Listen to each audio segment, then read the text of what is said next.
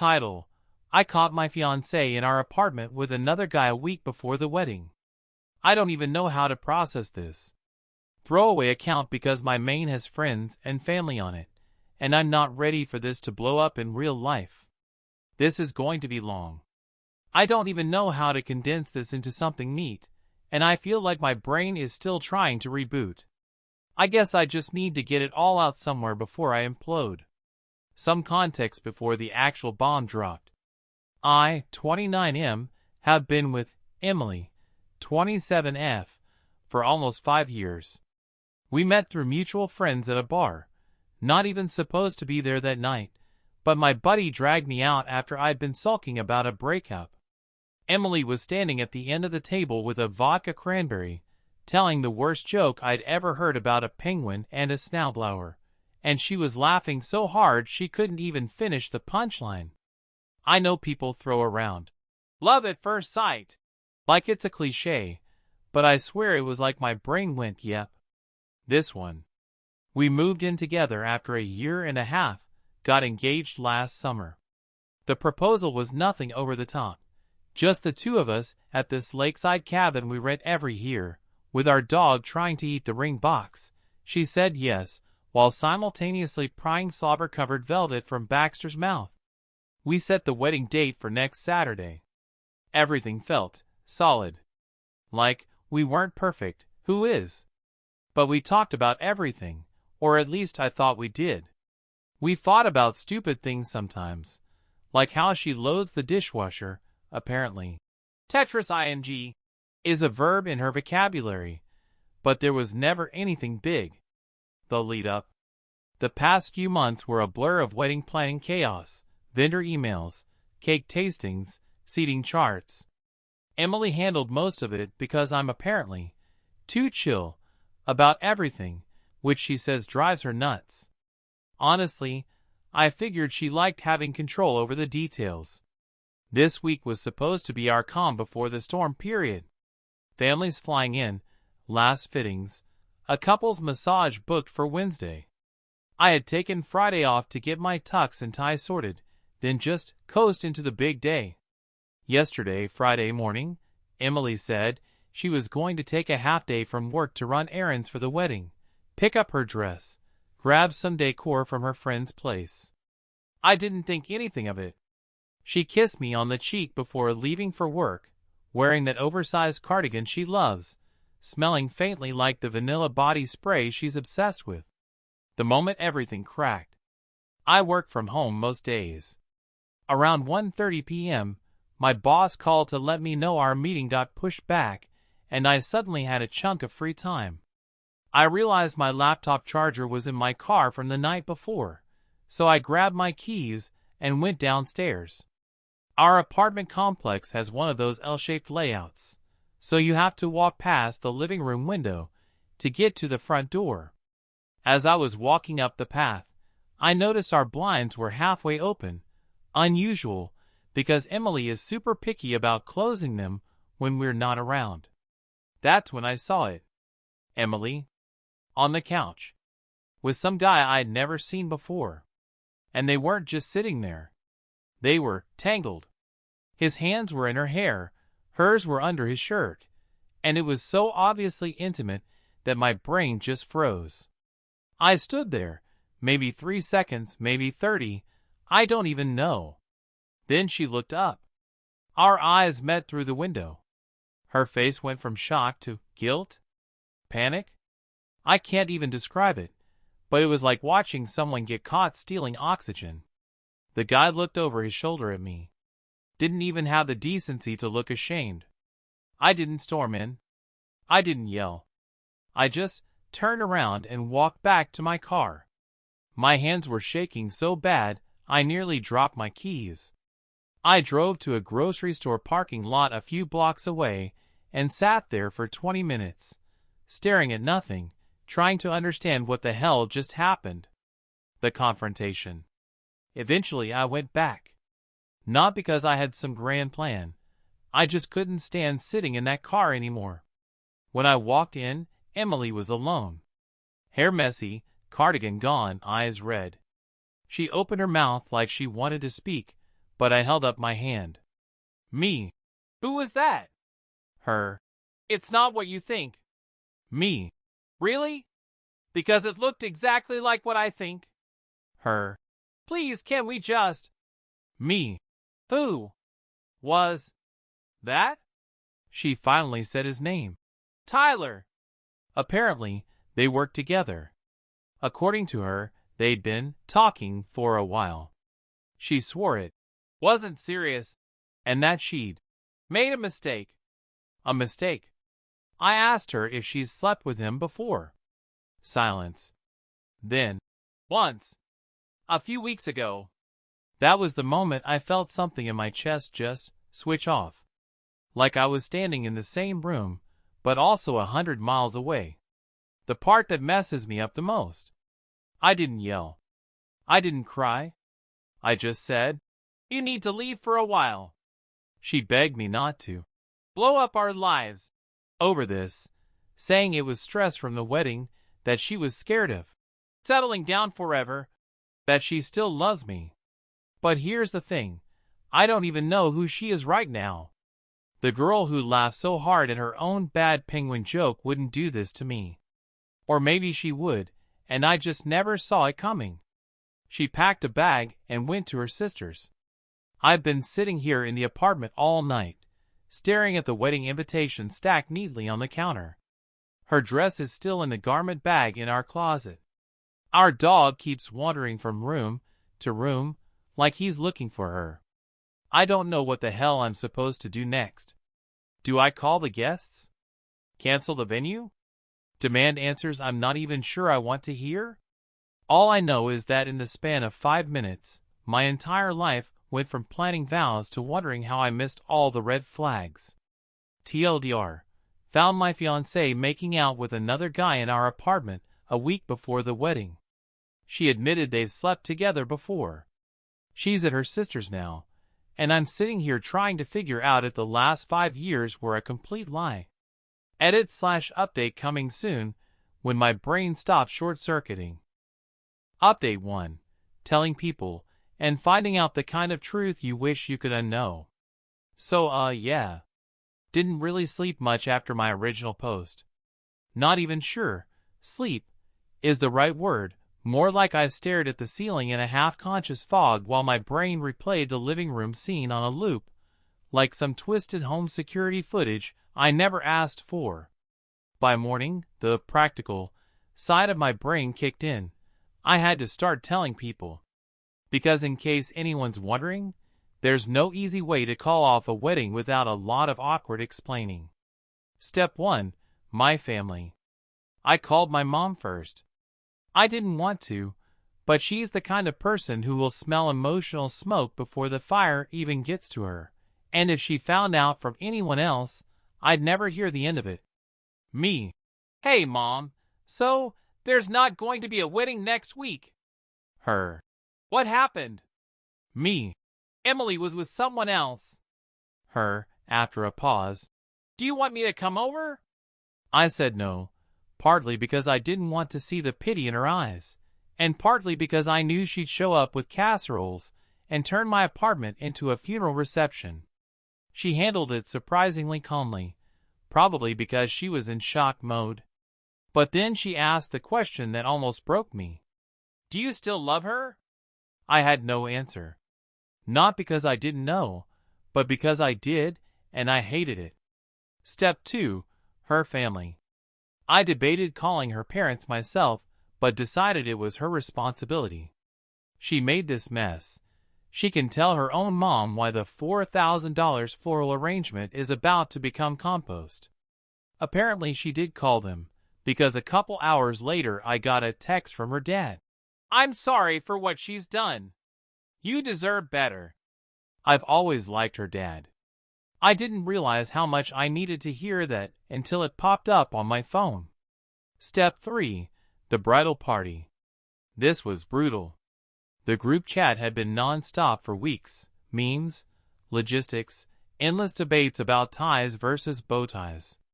So when I dropped in with, "Hey everyone, wedding's off. Emily cheated," the silence that followed was almost deafening. Then the messages started. Groomsman number 1. Dude, I'm so sorry. Bridesmaid number 3. Wait, what? Groomsman number 2. I'll bring beer. The beer guy is my best man, and honestly, MVP. The thing I wasn't expecting. By mid-afternoon, I'd told the core people who needed to know. I figured I'd spend the rest of the day doom scrolling. Instead, my phone buzzed with a message from a number I didn't recognize. Unknown. Hey, this is Anna. I don't know how to say this, but I think I need to tell you something about Emily. I almost ignored it. My emotional inbox was already overflowing, but something made me reply. Me. What is it? Anna. Tyler's my boyfriend. Or was. I found out about him and Emily a couple days ago. My hands went cold. We ended up talking on the phone for almost an hour. Turns out, Anna and Tyler have been together for 2 years. 2 years. Not casual, not just talking. She described vacations, meeting his parents, even a trip they were planning for the holidays. When she confronted Tyler earlier this week, he apparently confessed to hooking up with a coworker, but swore it was just physical. Yeah, okay. Anna told me she recognized Emily from Tyler's Instagram work event photo, did some stalking, and pieced together enough to figure out I was the fiancé. She said she didn't want me walking into the wedding blind. I thanked her. Genuinely. I think we were both sitting on our respective couches, holding our phones like lifelines, trying to figure out how 2 people we trusted managed to detonate both of our lives in one go. The kicker. Anna also said something that's been rattling in my skull ever since. I don't think you know everything. Tyler mentioned they've been involved way longer than she told you. According to her, it wasn't a few weeks ago that they first slept together. It was last fall, right around the time Emily told me she was stressed and needed more girls' nights. I remember that phase. I thought it was healthy. She'd go out with her friends. I'd have a solo Netflix night. Turns out she was probably with Tyler. That night, Emily texted me around 9 p.m. asking if we could talk. Against my better judgment, I said yes. I don't know why. Maybe I wanted her to at least see the wreckage she caused. She showed up looking like hell. Hair pulled back, no makeup, eyes swollen. She sat on the far end of the couch like she was afraid to get too close. Her. I know I hurt you. I can't take it back, but... Me. How long? Her. What? Me. How long have you been sleeping with him? She hesitated. That was all the answer I needed. Me. Anna told me it's been since last fall. Her. She doesn't know what she's talking about. Me. Then tell me she's lying. Her, silent. The silence was so loud it felt like my ears were ringing. I told her I didn't want to hear excuses. She started crying, saying she didn't mean to fall for him, and that it was complicated. Complicated? There's nothing complicated about not betraying the person you promised to marry. I asked her to leave again. She did, this time without trying to hug me. Where I'm at now. The venue deposit is gone. The catering deposit is gone. The photographer was kind enough to refund half.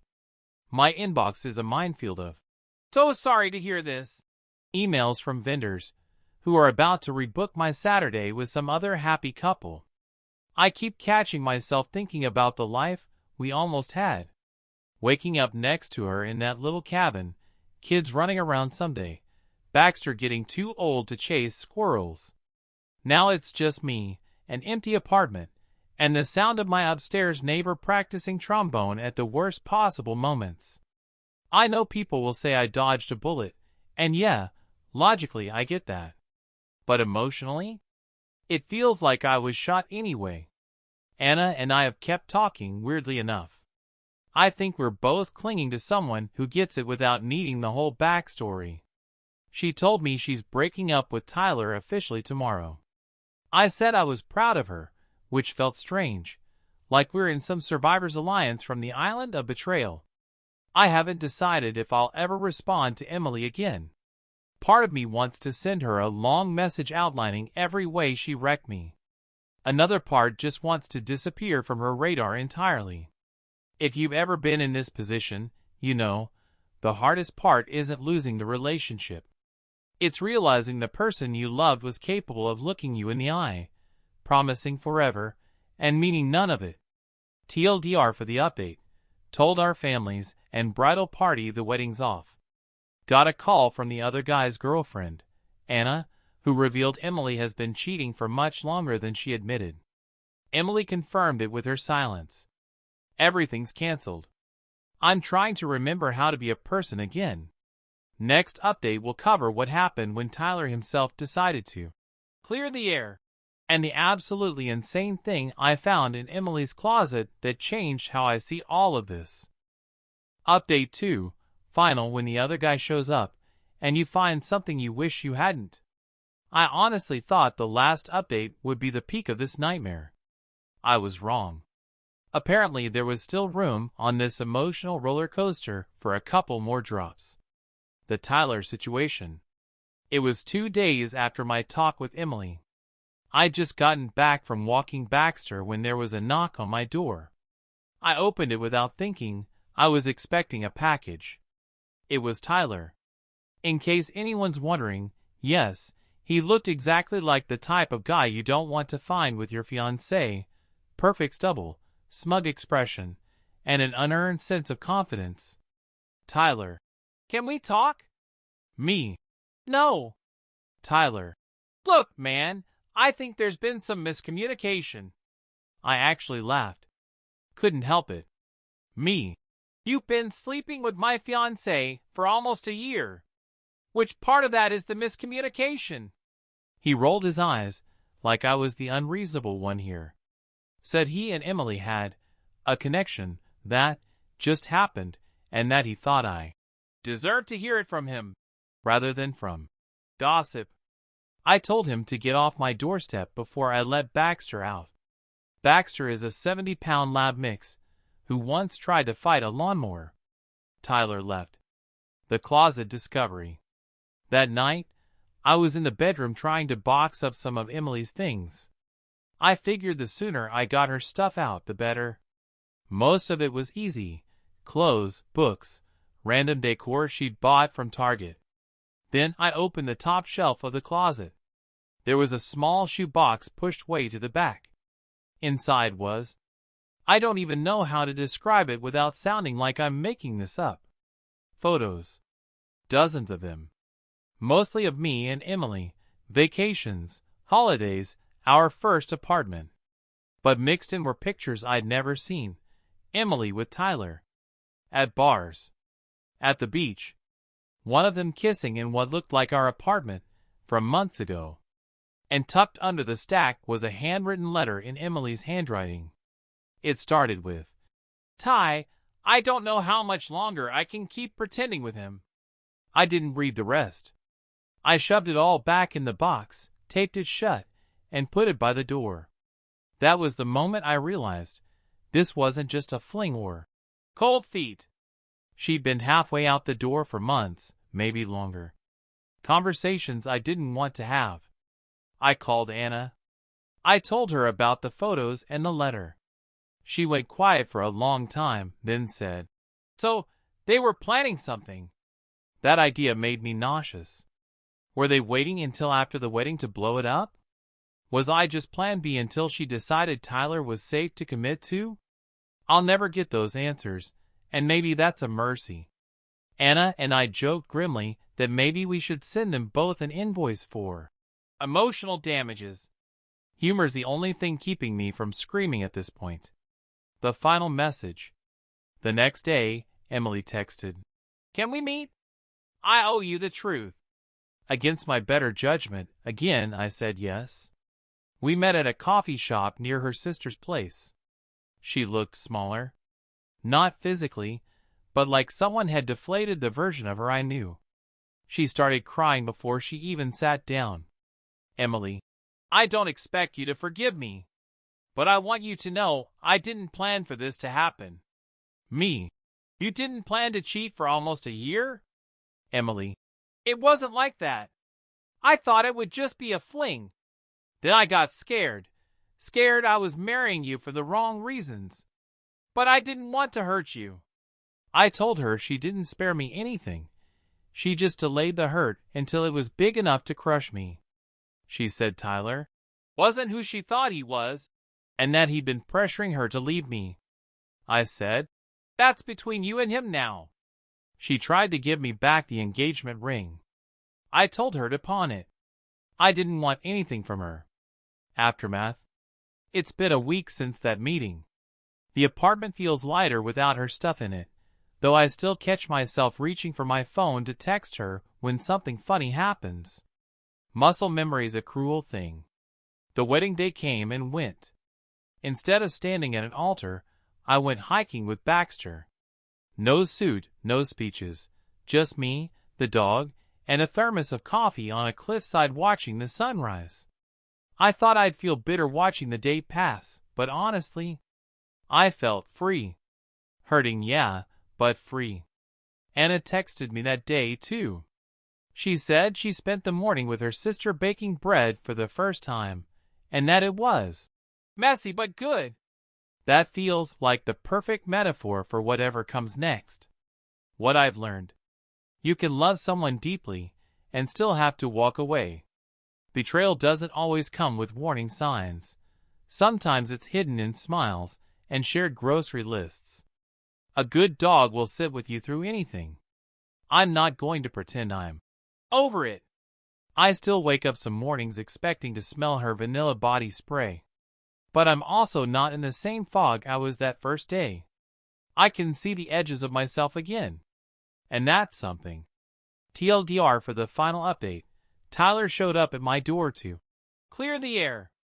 I found a box in Emily's closet with photos and a letter proving their relationship was deeper and longer than she admitted. Emily confessed she was scared she was marrying me for the wrong reasons. The wedding date passed. I spent it hiking with my dog. I'm not okay yet, but I will be.